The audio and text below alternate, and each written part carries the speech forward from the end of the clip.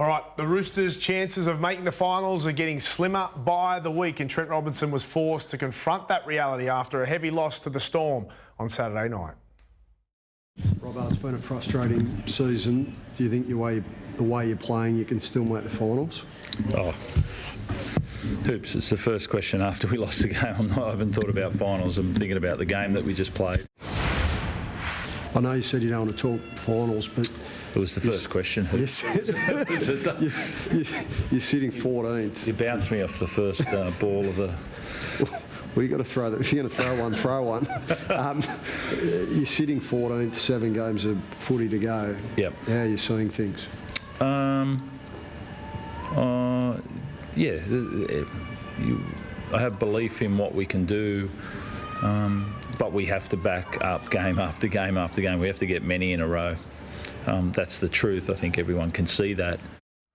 Yeah, Trent Robinson there having a bit of a laugh with James Hooper. I thought that Robbo actually handled that well, and so did Hoops. Although they're in big trouble. There's no doubt about that. The Roosters are cooked. They have been struggling for the majority of the year and have seemed to have only got worse. Can we put a finger on why?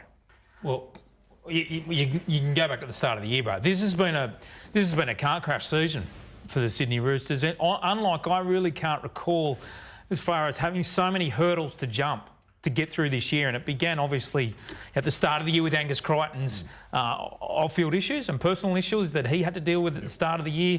We moved into the Joey Sawali situation, switching codes. Jason Riles up and leaving as an assistant coach. Sam Walker, starting half, dropped. You know, well, that happens in rugby league. Players leave in clubs. No, Luke Brooks. So then that happens. Other players leave and go to other clubs. Coaches move on. That can't be an excuse for a club that I thought was going to be in the grand final. They wouldn't use it as an excuse. This is a club that reeks stability. And that's the basis of their success, that they don't have these issues. So when that many issues arise, we're seeing the fallout of it now. It's unfamiliar territory for the Roosters and they just haven't handled it well at all. Now, opinion is divided over whether James Tedesco should have played on the weekend or not against the Melbourne Storm. What is our take on this situation? Oh, Buzz raised a legitimate issue on this, the fact that Teddy went away to Byron Bay to get away. I kind of expected Teddy to have a rest. You could obviously see that Origin had been so tough on him. He looked like he'd been struggling, even though he played that good game. It's probably a wise decision from the club. Whether it was a wise decision to go away on holidays when your team's fighting for its survival, I don't know. I completely disagree, Crawls. I don't understand how you can say it's a wise decision by the footy club to let their captain miss such a season-defining match for this club.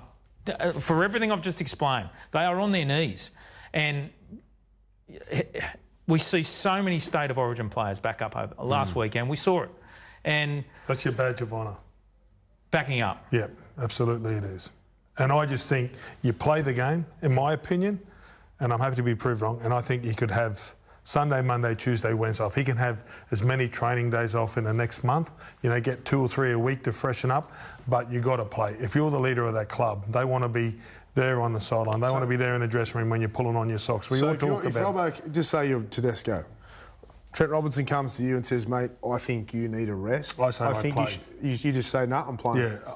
Yeah, absolutely. If you're the leader of the club, it's different if you're a young kid and you haven't been in the situation, but if you're the leader, and I said, because it's Tedesco, don't forget, he's one of the world's best players. It's one game of footy. He can get through 80 minutes. I'm sure he's played injured, he's played busted, he's played more tight. I know he's been under a lot of pump from the media because it was a trying State of Origin series full of New South Wales, and they're under pressure. Maybe we underestimate here the pressure of the media, the impact that this year has had on him. We don't know. No doubt. We don't know what he's going back to the clubland like. He hasn't looked himself. He looked terrible in the press conferences after their losses. The Origin period, he copped it from pillar to post, and even on here, people were calling for his head. So we actually don't know where he was at, how he was feeling mentally, physically, and maybe they just thought, all I know that when you go away on holidays, no matter what work you do, if you go away on holidays, the problem's still there when you come back. Yeah. The only way to get rid of it, what we don't know is what his headspace was. The only way to get rid of it is form. The fact that Robbo came out and spoke about it and owned the decision and said it was his call. Well, I guess I just look at the fact that, you know what James Tedesco's like. James Tedesco leaves nothing on the field. We get it. Every week. No one said that he doesn't. So for him to take a break, he must have needed it. That's just what I think. We're not talking about. We're not talking about. I understand all that, and we don't know how he was feeling mentally. But we're not talking about a 2-season rookie. This guy's got miles in his legs. Yeah. He's got mentally so experienced. He's played at the top echelon of the game. He knows what it means to back up. He knows when a season is on the line. And I think he should have played. So whose fault is it, though? Whose fault is it? Well, Teddy should be turning down the coach. If the coach has asked him, we think you need a rest. So you think it's Teddy's fault or Robbo's fault? I think Teddy should have played the game, Braith. Do you think Robbo should have offered him the game off? Or maybe Robbo's protecting him. It is in the coach's best interest to protect the welfare of the player. So I don't have a problem with that. Like you said, Dave, he's been around the block. Did he not have the best 80 minutes of Origin that we've seen in the final game? Yeah, of course he did. So wouldn't that be a boost? Well, you'd have to Wouldn't ask there be him. Roosters players in that team can't wait to get our captain back? Maybe we need our captain back. Maybe they've written the season off. That's what it says to me. It says to me that if they were willing to let their captain sit out for a week and not take that field, they were pretty much giving up. The season's done. Maybe. I don't know. That's anyway, a big call. Brendan Smith has defended having a laugh with his former teammates following the Roosters' loss to the Storm on the weekend. Take a look. I guess it's not ideal to be happy after a loss like that, especially with the season on the line. But those guys I'm talking to, Harry, I have genuine love for those guys, and I've just got through a footy game. I haven't played in 9 weeks. Get to see my best mates. I'm having a laugh. At the end of the day, footy's your job, and my life. I would like to be happy in my life, and if I can't enjoy moments with my mates after a game, you can pretty much go and give. Crawls, you actually wrote this story following the game. Are you having a little chuckle? Yeah, I'll put my hand up for that one. You actually wrote this story on the weekend after the game. And you know what he just told you? And that was his response. So what do you think? Look, I watched it on Saturday night or whenever the Roosters played, and it caught my eye that he was sitting out there and their season had just crashed and burned, and he was having a good old chin wag with his former mates from Melbourne. And to be honest with you, it didn't bother me, and I wrote that in my article. It didn't bother me. However, I know some Roosters fans who it did bother. And I guess what I took out of what Brandon just said then was the fact that he said footy is my job. And I think sometimes the players need to read the room and understand that for the majority of the fans that follow this club through thick and thin, after what had happened in that game and how potentially catastrophic it was to their season, to be on the field joking around is just not a good look. Now, I know the players these days have changed to what we knew in the past. You know, the images that I grew up was Ray Price lying on the ground almost in tears with his body battered, and Tommy Raudonikis and Steve Morter, and that. Times have changed, I know that. I just thought in this instance, even save it for the room. Go and have a beer afterwards. I think the dressing room's in the best middle of place. the ground. We did this once after a State of Origin, and Choppy Close nearly killed us. He was so angry that after a game, the message to our fans in our state was that we swapped jerseys. He said, I don't care what you do in the dressing room, but you never do that out on a footy field again when you're representing Queensland. And obviously it's the Roosters, but I think next time, in hindsight, Smithy will just go in the dressing room. He can go and have a beer. He can sit in there for 20 minutes, but it's sort of like just rubbing a little bit of salt into the wounds. I think we've come to learn that Brandon Smith's a little bit of a different character. Yes. And so, look, I don't have a massive problem with it, and I'll tell you why. Because all I've got is the images of them in the dressing room, of which Fox Sports were able to capture post-match. It looked like a morgue. And there I saw Brandon Smith, you know, as I said, gutted. Yes. Like he was shattered there. You know, catching up with ex-teammates, old mates, I don't have a massive problem with it, Crawls. I said that though, but the fans would. There would be fans out there, Dave. I think you're both right. I mean, they're his best mates. He's played a long time there. You know, he's allowed to have a chat with them after the game, and they are larrikins. I'll see you in the dressing room in 5 minutes, boys. Have a beer waiting for me. I can imagine what Munster was saying to him too. So they're probably having a bit of a laugh there. But you're right. The fans do hate it. You know, so you bring up a good point. But at the end of the day, I don't think it was that big of a deal. Now, to finish off here, the Roosters, Nick Politis, we know that he's a big mover. He plots, he schemes, he hates losing.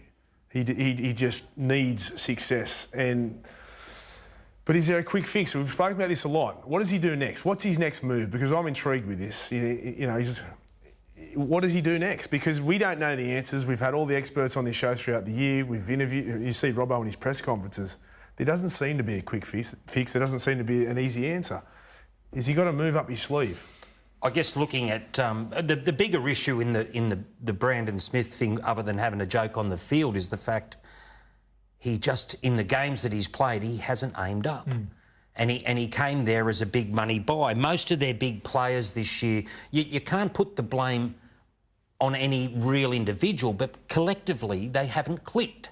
You know, the halves haven't clicked. They've tried Joey Manu there after they got rid of Sam Walker. Now they've gone to Sandon Smith in the halves. Joey Manu's been fantastic at fullback, yet they seem convinced that Teddy's going to be their long-term fullback. Brandon Smith again. Some of the forwards, you know, like Victor Radley has gone from being, what, in the top 4 or 5 locks in the competition to playing on an edge. Yep. It's here, there and everywhere. Is it recruitment, though, or is it coaching? Have they got the recruitment wrong, which is unheard of for them, or is it coaching? Well, both are intertwined. The type of player the coach wants is part of the coaching. And I'm a bit here with Crawls where, you know, Brandon hasn't delivered on the return that they've invested on at this point in time.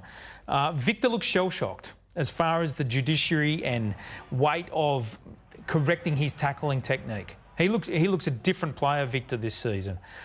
You asked the question, I know where you're going. You're asking if Trent Robinson's safe. Well, I know he's safe, but I'm asking, should he be questioned with his coaching, or is it more who they've bought? Well, I agree with you, he's safe. I still come back to the fact that this is a footy team that had a roster. Angus Crichton started the season as a World Cup back rower, and he's not in the side.